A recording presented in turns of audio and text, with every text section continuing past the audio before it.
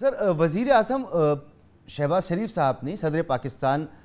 Doctor Arif Alvi صاحب کو 2 خط لکھے، ایک 16 اپریل کو لکھا ہے، ایک 1 مئی کو لکھا، اور اس میں موقف یہ ہے حکومت کا کہ آئین کے آرٹیکل 48 کے تحت صدر کو جب سمری موصول ہو جائے وزیر اعظم کی جانب سے تو وہ پابند ہیں کہ اس سمری پر کارروائی کریں، یعنی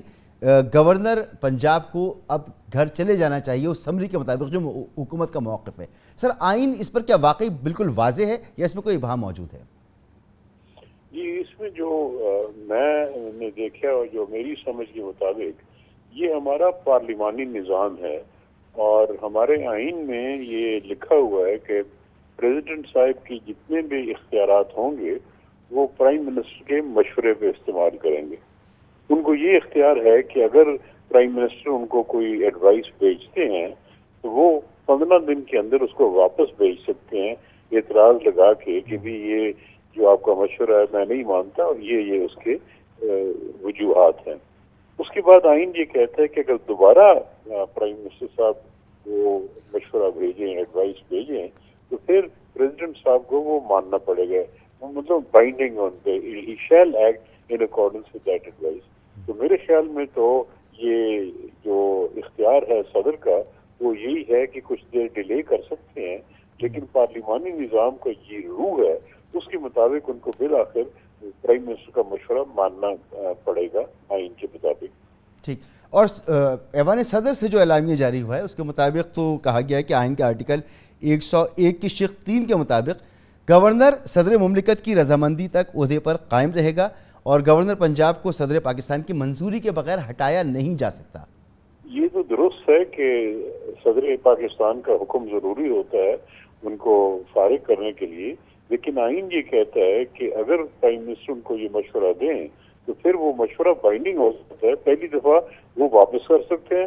دوبارہ جب دیں گے تو بائنڈنگ ہوتا ہے، تو پریزیڈنٹ صاحب کو آرڈر پریزیڈنٹ کا ہی ہوگا، لیکن پریزیڈنٹ صاحب پرائم منسٹر کے مشورے کے پابند ہوں گے۔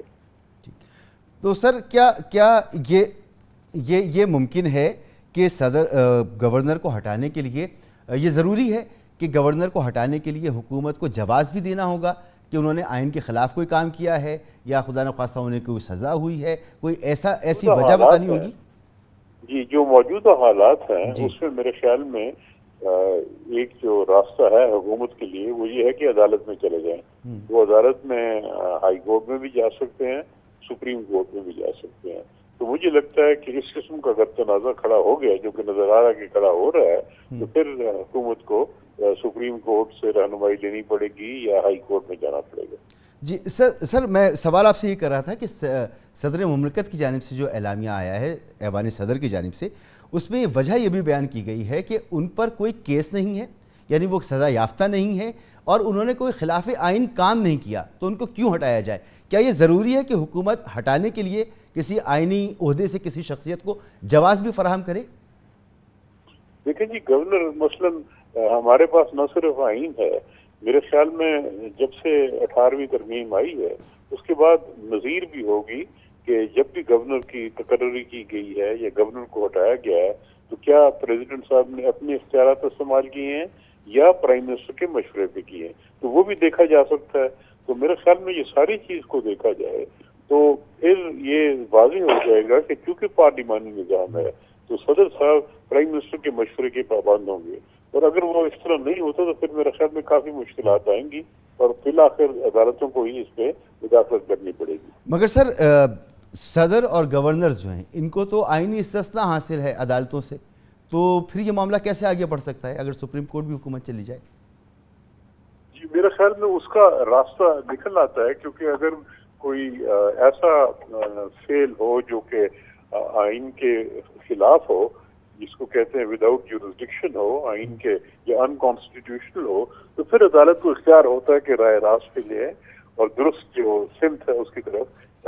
ملک کو لے جائے۔ بہت بہت شکریہ جناب محترم وسیم سجاد صاحب، سابق صدر پاکستان، سابق چیئرمین سینٹ بھی رہیں، آپ کا بہت بہت شکریہ۔